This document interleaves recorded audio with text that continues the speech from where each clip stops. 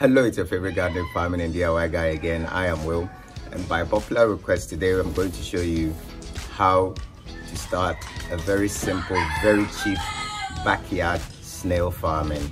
Now, a lot of people have been asking me questions, contacting me from a whole lot of different places in Ghana, outside of Ghana, and they all want to start their own backyard snail farming. And because I've said several times that it's free, you can start actually with zero money.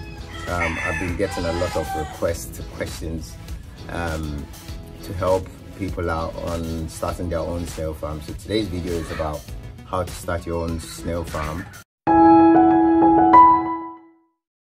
And I'm going to introduce you to the first thing that you need, which is the Snail Box.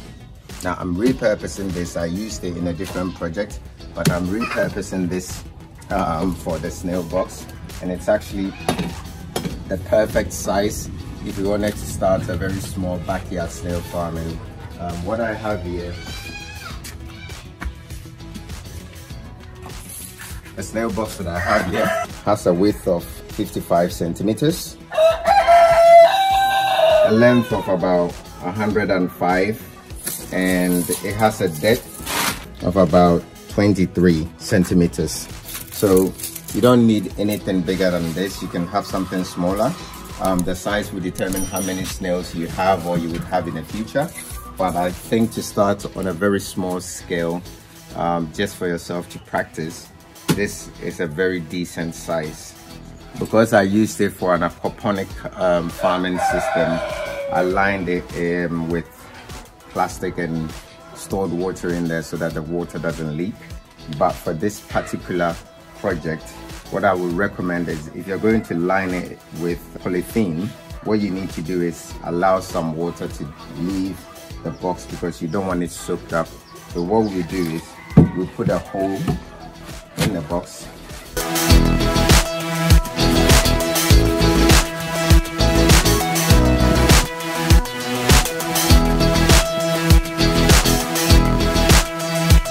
So yeah, don't worry, the bottom is also wood as well, but I put that hole or gap in a polythene or in a plastic so that the water will drain out, because we don't want the water staying in and soaking up.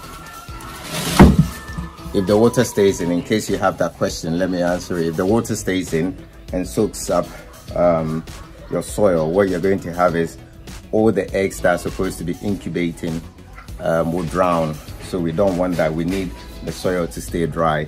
That's why you need your soil to drain all the water out. The other thing is, you don't necessarily have to do this, but I would always recommend you use the plastic lining. It keeps your wood long lasting or lasts longer. So I would recommend that. The next part of your snail farm that you need is soil. Now, the soil is very key. What you want is loose, loamy soil. So it has to be loose, not clay, not sand, not dry sand, but this is the perfect soil. The reason why you need this kind of soil, loose and well drained, is because the snails will dig into it, lay their eggs in there and wait for the eggs to hatch. Now, if your soil is too muddy, the snails will struggle to dig in and to lay their eggs, which means that you are not going to have any more snails producing in your snail house. But this is the perfect one. And if it's too sandy, I don't know what would happen, but I wouldn't recommend it. I've always used this type of soil and it's worked perfect for me. So I would say loamy soil, well drained, and just fill up your box.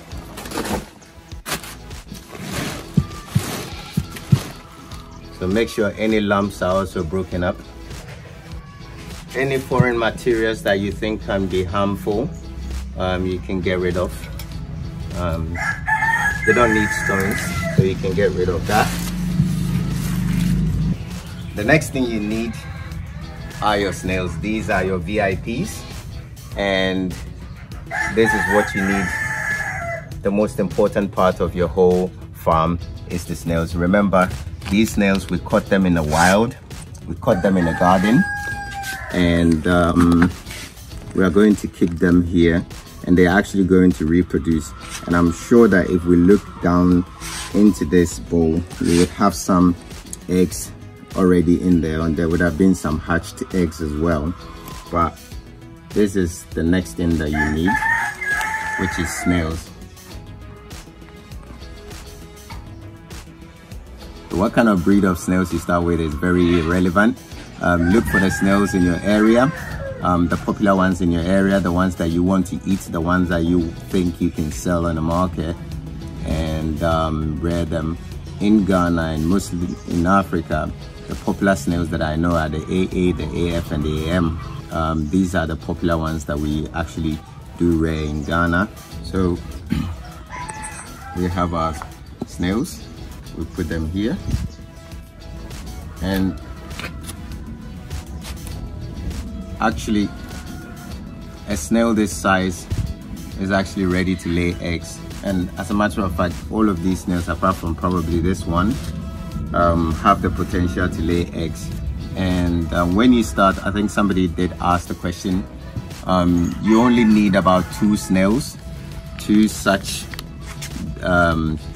size of snails, and you're good to go. So let me give you, to be on the safe side, you can have this one.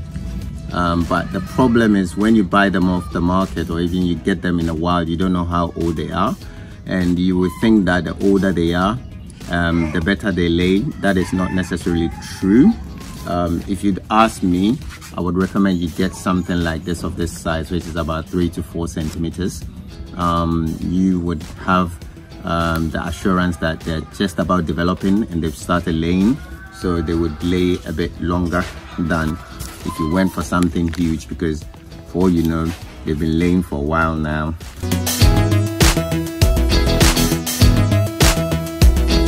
As I told you, some of them are laying already, and you can see the eggs. These are huge eggs. These snails actually do lay huge eggs, and because they lay such huge eggs, they don't lay a lot per snail.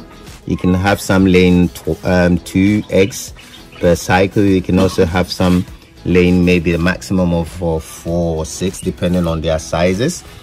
And they don't lay much in a year as well. You wouldn't have them lay more than 100 eggs or 200 eggs, I would say, but I think you would never have them lay more than 100 eggs a year. So we're going to keep them here. I'm not supposed to be touching them, but I have no choice but to touch them. So we're going to bury them here and wait for them to incubate. You don't need to dig very deep, and you don't have to do this, but because I'm transferring them from here into the box, doing this, and hopefully we'll have very little snails, tiny snails very soon. So we have some more here. I will bury them in a separate place. And unfortunately this one died, so it's of no use to us anymore. Unfortunately this egg is also not going to survive. You can see the difference in color. And the reason why these snails, most of them have died or are not going to make it, is exactly what I told you. The soil is too muddy and it doesn't allow water to drain. So avoid this if you can. And there's one more here. It's also died exactly for the same reason.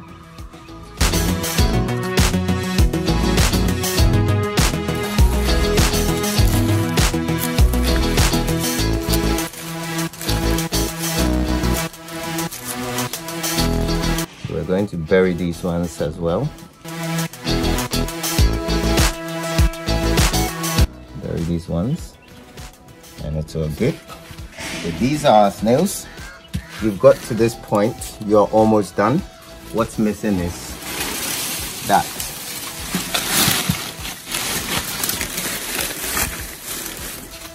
We cover them up with leaves because it gives them shade, and it also gives them the feeling of being in their natural habitat.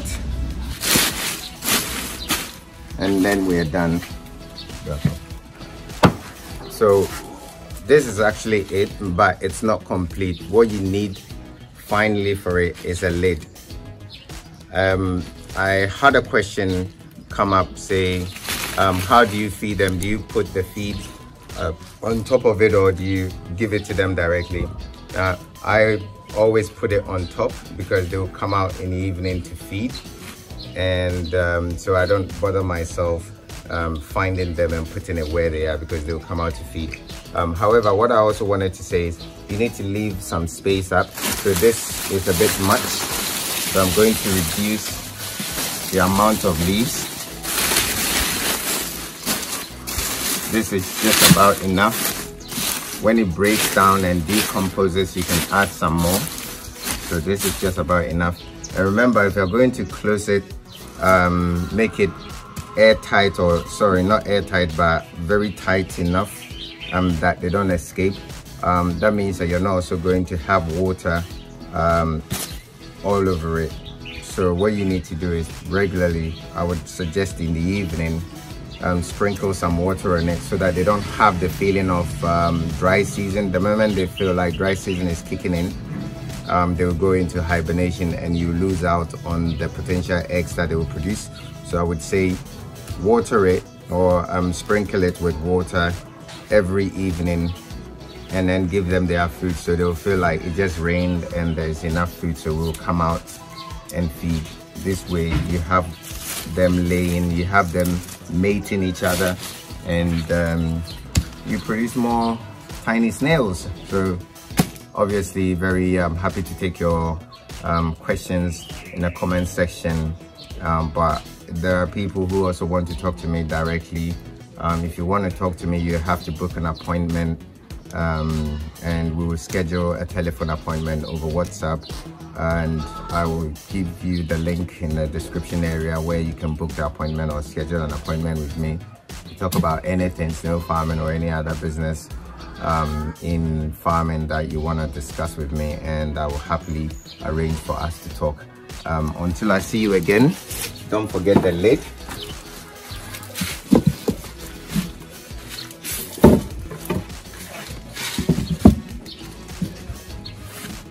Until I see you again, don't forget to subscribe, like, share, comment, hit the notification button so you don't miss out on anything. It's your favorite gardening, farming, and DIY guy. I am Will, and I am out.